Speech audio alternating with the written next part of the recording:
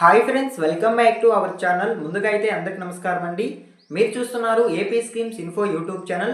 ఈరోజు మరొక అప్డేట్తో నేను మీ ముందుకు రావడం జరిగిందండి. సో అప్డేట్ ఏంటి అనే విషయానికి కనుక వచ్చినట్లయితే, ఆంధ్రప్రదేశ్ రాష్ట్ర వ్యాప్తంగా అప్కమింగ్ అక్టోబర్ నెలలో ఏమేం పథకాలు ప్రారంభం కాబోతున్నాయి అనే దానిపై అయితే ప్రభుత్వం అయితే ఒక సమాచారం అయితే ఇవ్వడం జరిగిందండి. ప్రభుత్వం మరో 3 పథకాలకి గ్రీన్ సిగ్నల్ అయితే ఇవ్వడం జరిగింది. ఆ పథకాలు ఏంటి, ఆ పథకాల ద్వారా ప్రజలకు ఎలాంటి లబ్ధి చేకూరే అవకాశం ఉంటుంది అనేటువంటి పూర్తి సమాచారం నేను వీడియోలో మీకు తెలియజేస్తానండి. వీడియోని ఎక్కడ స్కిప్ చేయకుండా చూడండి, అప్పుడే మీకు పూర్తి సమాచారం అందుతుంది. మన ఛానల్ ఎవరైనా ఫస్ట్ టైం చూస్తుంటే ఛానల్ చూసి కంటెంట్ నచ్చినట్లయితే సబ్స్క్రైబ్ చేసుకొని పక్కనే ఉన్న బెల్ ఐకాన్ అయితే ఆన్లో పెట్టుకోండి. సో ఇక లేట్ చేయకుండా డైరెక్ట్గా టాపిక్లోకి అయితే వెళ్ళిపోదామండి. టాపిక్లో భాగంగా ముందుగా చూసుకున్నట్లయితే, ఆంధ్రప్రదేశ్ రాష్ట్ర వ్యాప్తంగా అక్టోబర్ 1వ తేదీన యథావిధిగా పింఛన్లు అనేవి పంపిణీ చేయడం జరుగుతుందండి. ఈ పింఛన్ల పంపిణీలో కొన్ని భారీ మార్పులు అనేవి చోటు చేసుకున్నాయి. ఆ మార్పులు ఏంటి అనేటువంటి సమాచారాన్ని నేను మీకు తెలియజేస్తాను. సో ముందుగా చూసుకున్నట్లయితే అక్టోబర్ 1వ తేదీన యథావిధిగా పింఛన్లు పంపిణీ చేయడం జరుగుతుంది. మళ్ళీ తిరిగి 3వ తేదీన పింఛన్లు పంపిణీ చేయడం జరుగుతుందండి. 2వ తేదీ సెలవు అయితే రావడం జరుగుతుంది. సో ఆ రోజున పింఛన్లు అనేవి పంపిణీ చేయరండి. మళ్ళీ తిరిగి 3వ తేదీన ఎవరైతే 1వ తేదీన పింఛన్లు తీసుకోకుండా కనుక ఉన్నట్లయితే వారికి 3వ తేదీన పంపిణీ చేయడం జరుగుతుంది. ఈ పింఛన్ల పంపిణీలో డిస్ట్రిబ్యూషన్లో కొన్ని మార్పులు అనేవి చోటు చేసుకున్నాయండి. ఆ మార్పులు ఏంటి అనే విషయానికి కనుక వచ్చినట్లయితే, ఆంధ్రప్రదేశ్ రాష్ట్ర వ్యాప్తంగా రీసెంట్గా ఎవరికైతే పింఛన్ రద్దు నోటీస్ అనేది అంది ఉంటుందో, సో వాళ్ళు కనుక ఒకవేళ అప్పీల్ కనుక చేసుకొని కనుక ఉన్నట్లయితే, సో వారికి కొత్త నోటీస్ వచ్చేంత వరకు యథావిధిగా ఆంధ్రప్రదేశ్ రాష్ట్రంలో పింఛన్లు అనేవి పంపిణీ చేయడం జరుగుతుందండి. సో వీరికి సంబంధించి అక్టోబర్లో కూడా యథావిధిగా పింఛన్లు పంపిణీ చేసే అవకాశం అయితే ఉంటుంది. సో అదేవిధంగా పింఛన్ రద్దు నోటీసులు అందుకొని వారు కనుక అప్పీల్ కనుక చేసుకోకుండా కనుక ఉన్నట్లయితే, సో వారికి సంబంధించి పింఛన్లు రద్దు అనేవి చేయబోతున్నారండి. సో వారికి అక్టోబర్ నెలలో పింఛన్లు అనేవి పంపిణీ చేయరు. సో ఓకేనా, ఇది మీరు గుర్తుంచుకోవాల్సిన విషయం.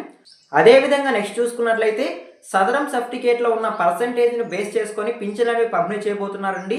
చాలా మందికి 15,000 రూపాయల పింఛన్ని 6,000 రూపాయలకి మార్చడం జరుగుతుంది. అదేవిధంగా 6,000 రూపాయల పింఛన్ని 4,000 రూపాయలకి మార్చడం జరుగుతుంది. సో ఈ విధంగా అయితే అక్టోబర్ నెలలో పింఛన్లు అనేవి పంపిణీ చేయబోతున్నారండి. సో వాళ్ళు ఎవరు అనే విషయానికి కనుక వచ్చినట్లయితే, కొత్త సదరం సర్టిఫికేట్లో ఎవరికైతే 40% కంటే ఎక్కువ వైకల్యం ఉంటుందో, సో వాళ్ళకి యథావిధిగా 6,000 రూపాయల పింఛన్లు పంపిణీ చేయడం జరుగుతుంది. సో ఎవరికైతే 40% పైన ఉండి 85% కంటే తక్కువ ఉంటుందో, సో వారికి 15,000 రూపాయల నుంచి 6,000 రూపాయలకి మార్చబోతున్నారండి. 15,000 రూపాయల పింఛన్లు తీసుకోవాలంటే కొత్తగా వచ్చిన సదరం సర్టిఫికేట్లో ఖచ్చితంగా 85% కంటే ఎక్కువ వైకల్యం కలిగి ఉంటేనే మీరు 15,000 రూపాయల పింఛన్లు తీసుకునేదానికి అర్హత కలిగి ఉంటారు. సో ఈ విధంగా ఎవరికైతే 85% కంటే తక్కువగా ఉంటుందో వచ్చిన సదరం సర్టిఫికేట్లో, సో వారికైతే 15,000 రూపాయల పింఛన్ల నుంచి 6,000 రూపాయల పింఛన్లకి మార్చడం జరిగింది. సో ఓకేనా. సో అదేవిధంగా కొత్త సదరం సర్టిఫికేట్లో 40% కంటే తక్కువ వైకల్యం కనుక ఉన్నట్లయితే, సో వారికి పింఛన్లు అనేవి పర్మనెంట్గా రద్దు చేయబోతున్నారు. సో ఒకవేళ 40% కంటే తక్కువ వైకల్యం ఉండి వాళ్ళు కనుక 60 సంవత్సరాలు కనుక నిండిన వాళ్ళైతే, సో వాళ్ళకి సామాజిక భద్రతా పింఛన్ల కింద 4,000 రూపాయల పింఛన్లు పంపిణీ చేయబోతున్నట్లయితే సమాచారం అండి.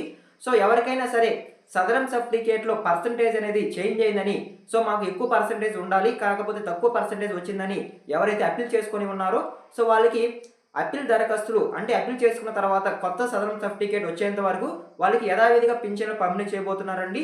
సో ఓకేనా, ఎవరైతే అప్పీల్ చేసుకోకుండా కనుక ఉన్నట్లయితే, సో వాళ్ళకి ఇప్పుడు నేను చెప్పిన విధంగా, సో నేను చెప్పిన ప్రాసెస్గా అయితే పింఛన్లు పంపిణీ చేయడం జరుగుతుంది. సో ఈ విధంగా అయితే, సో ఓకేనా, మీకు ఒక క్లారిటీ అయితే వచ్చింది అనుకుంటున్నాను. సో ఈ విధంగా అక్టోబర్ నెలలో పింఛన్లు అనేవి పంపిణీ చేయబోతున్నారండి. సో ఓకేనా. అదేవిధంగా నెక్స్ట్ అప్డేట్ కనుక చూసుకున్నట్లయితే, సెకండ్ అప్డేట్ అండి. ఆంధ్రప్రదేశ్ రాష్ట్ర వ్యాప్తంగా అక్టోబర్ 1వ తేదీన అదేవిధంగా అక్టోబర్ 2వ తేదీన కొంతమంది ఖాతాల్లోకి 15,000 రూపాయలు జమ చేయబోతున్నారండి సీఎం చంద్రబాబు నాయుడు గారు అయితే. సో వాళ్ళు ఎవరు అనే విషయానికి కనుక వచ్చినట్లయితే, ఆంధ్రప్రదేశ్ రాష్ట్ర వ్యాప్తంగా ఆటో, ట్యాక్సీ, మ్యాక్సీ క్యాబ్ సొంతంగా నడిపే డ్రైవర్లు ఎవరైతే ఉంటారో, సో వాళ్ళకి ఒక ఏడాదికి ఆర్థిక సాయం కింద 15,000 రూపాయలు ఖాతాల్లోకి అయితే జమ చేయబోతున్నారండి. సో దీన్నైతే వాహన మిత్ర స్కీమ్ అయితే పిలవడం జరుగుతుంది. సో గత ఎన్నికల సమయంలో సీఎం చంద్రబాబు నాయుడు గారు అయితే ఆటో డ్రైవర్లకు హామీ అయితే ఇవ్వడం జరిగిందండి. సో ఆ హామీ మేరకు రీసెంట్గా సూపర్ 6 సూపర్ హిట్ భారీ బహిరంగ సభలో దీని గురించి అయితే చర్చించడం జరిగింది. సో ఎవరైతే సొంతంగా ఆటో, క్యాబ్, మ్యాక్సీ క్యాబ్ నడిపే డ్రైవర్లు ఉంటారో, సో వాళ్ళకి ఆర్థిక సాయం కింద 15,000 రూపాయలు దసరా కానుకగా అయితే జమ చేస్తున్నట్టు సమాచారం అండి. సో దీనికి సంబంధించి నేటి నుంచి ఆంధ్రప్రదేశ్ రాష్ట్ర ప్రభుత్వంలో దరఖాస్తులు అనేవి స్వీకరించడం జరుగుతుంది. సో ఎవరైనా సరే కొత్తగా దరఖాస్తు చేసుకోవాలి అని అనుకుంటే ఈ పథకానికి సంబంధించి, సో వాళ్ళు వెంటనే గ్రామ వార్డు సచివాలయంకి వెళ్ళి ఫామ్ ఫిల్ చేసి మీరైతే అప్లై అయితే చేసుకోవచ్చండి. సో గడువు అనేది 17వ తేదీ నుంచి అంటే నేటి నుంచి 19వ తేదీ వరకు అయితే ఉంటుంది. కేవలం 3 రోజులు మాత్రమే కొత్త అప్లికేషన్ చేసుకోవడానికి అయితే అవకాశం అండి ఆంధ్రప్రదేశ్ రాష్ట్ర వ్యాప్తంగా. సో గ్రామ వార్డ్ సచివాలయం సిబ్బంది దగ్గర అయితే మీరు ఈ అప్లికేషన్స్ అయితే చేసుకోవచ్చు. సో ఓకేనా. సో మీరు ఖచ్చితంగా 15,000 రూపాయలు పొందాలి అనుకుంటే ఖచ్చితంగా మీరు అప్లికేషన్ అయితే చేసుకోవాల్సి ఉంటుంది. అదేవిధంగా పాత లబ్ధిదారులు సో గతంలో ఈ వాహన మిత్ర స్కీమ్ కింద ఎవరైతే లబ్ధి పొంది ఉంటారో సో వారికి సంబంధించి ఈకేవైసీ అనేది కూడా చేయించుకోవాలి అనేది ప్రభుత్వం చెప్పడం జరిగిందండి. ఈకేవైసీ ఎవరికైతే పెండింగ్ ఉంటుందో సో వారికి సంబంధించి కూడా గ్రామ వార్డ్ సచివాలయం సిబ్బంది దగ్గర ఆప్షన్ అనేది ఎనేబుల్ అయ్యింది. సో ఈకేవైసీ వెంటనే చేయించుకోవాలి అనేది ప్రభుత్వం ఆదేశాలు అయితే జారీ చేయడం జరిగిందండి. ఈకేవైసీ చేయించుకుంటేనే మీకు కూడా అక్టోబర్ 1వ తేదీన అదేవిధంగా అక్టోబర్ 2వ తేదీన విడుదల చేయబోయే 15,000 రూపాయలు మీ ఖాతాలోకి జమ అయ్యే అవకాశం అయితే ఉంటుంది. సో ఓకేనా. సో ఇదేనండి వాహన మిత్ర స్కీమ్కి సంబంధించి వచ్చిన తాజా సమాచారం. అదేవిధంగా నెక్స్ట్ అప్డేట్ కనుక చూసుకున్నట్లయితే ఆంధ్రప్రదేశ్ రాష్ట్ర వ్యాప్తంగా అర్హత కలిగి ఉండి ఇంకా ఎవరికైతే తల్లికి వందనం నిధులు జమ కాలేదో సో వారికి సంబంధించి కూడా ఒక సమాచారం అయితే రావడం జరిగిందండి ప్రభుత్వం నుంచి అయితే. సో పెండింగ్ నిధులు అనేవి దసరా రోజున విడుదల చేసే అవకాశం ఉందని అయితే సమాచారం అండి. దాదాపు 325 కోట్లు పెండింగ్ నిధులు విడుదల చేస్తున్నట్లు మంత్రి నారా లోకేష్ గారు అయితే ఒక సమావేశంలో తెలియజేయడం జరిగింది. సో ఎవరికైతే ఈకేవైసీ ప్రాబ్లంతో ఇంతవరకు తల్లికి వందనం నిధులు ఖాతాల్లోకి జమ కాలేదు సో వారికి కూడా జమ చేస్తున్నట్టు సమాచారం. అదేవిధంగా 10,896 గవర్నమెంట్ ఎంప్లాయీస్ ఉండడం వల్ల అదేవిధంగా 7,712 ఇన్కమ్ ట్యాక్స్ ప్రాబ్లం ఉండడం వల్ల ఎవరికైతే ఇంతవరకు తల్లికి వందనం పడలేదు అనైతే గ్రీవెన్స్ అనేవి నమోదు చేసుకొని ఉంటారో సో వాళ్ళకి కూడా తల్లికి వందనం నిధులు విడుదల చేస్తాము అనైతే తెలియజేయడం జరిగిందండి. అదేవిధంగా వివిధ కారణాలతో 39,285 మందికి ఇంకా తల్లికి వందనం ఖాతాలోకి జమ కాలేదు అనేది ప్రభుత్వం చెప్పడం జరిగిందండి. సో వీరికి సంబంధించి దరఖాస్తులను గ్రామ వార్డ్ సచివాలయం సిబ్బంది అయితే అప్డేట్ చేయడం జరిగింది. సో ఇన్కమ్ ట్యాక్స్ ప్రాబ్లంతో ఎవరికైతే తల్లికి వందనం పడలేదు అనేది గ్రీవెన్స్ అనేవి పెట్టుకొని ఉంటారో వారి యొక్క గ్రీవెన్స్ని అదేవిధంగా గవర్నమెంట్ ఎంప్లాయీ అనే ప్రాబ్లంతో ఎవరికైతే తల్లికి వందనం ఇంకా పడలేదు అనైతే గ్రీవెన్స్ పెట్టుకొని ఉంటారో సో వారి యొక్క గ్రీవెన్స్ని అదేవిధంగా ఇతర ప్రాబ్లమ్స్తో ఇంకా ఎవరికైతే తల్లికి వందనం పడలేదు అనైతే గ్రీవెన్స్ అనేవి పెట్టుకొని ఉంటారో సో ఆ గ్రీవెన్స్ అన్నింటినీ గ్రామ వార్డ్ సచివాలయం సిబ్బంది అప్డేట్ అయితే చేయడం జరిగిందండి. సో అప్డేట్ చేసిన తర్వాత 325 కోట్లు పెండింగ్ నిధులు విడుదల చేస్తున్నట్లయితే తెలియజేయడం జరిగింది. ఈ పెండింగ్ నిధులు అనేవి దసరా కానుకగా విడుదల చేసే అవకాశం అయితే ఉంటుందండి.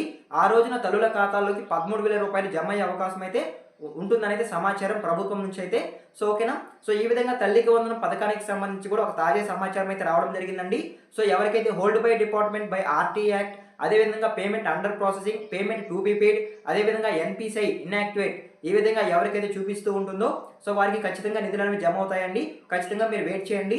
సో మనకి వచ్చిన సమాచారం మేరకు దసరా రోజున జమ అవుతున్నట్లయితే సమాచారం ఈ నిధులు అనేవి. సో ఓకేనా. సో ఈ విధంగా మనకి అక్టోబర్ నెలలో ఈ 3 పథకాలు ముఖ్యంగా ప్రారంభించబోతున్నట్లయితే ఒక సమాచారం అయితే రావడం జరిగిందండి.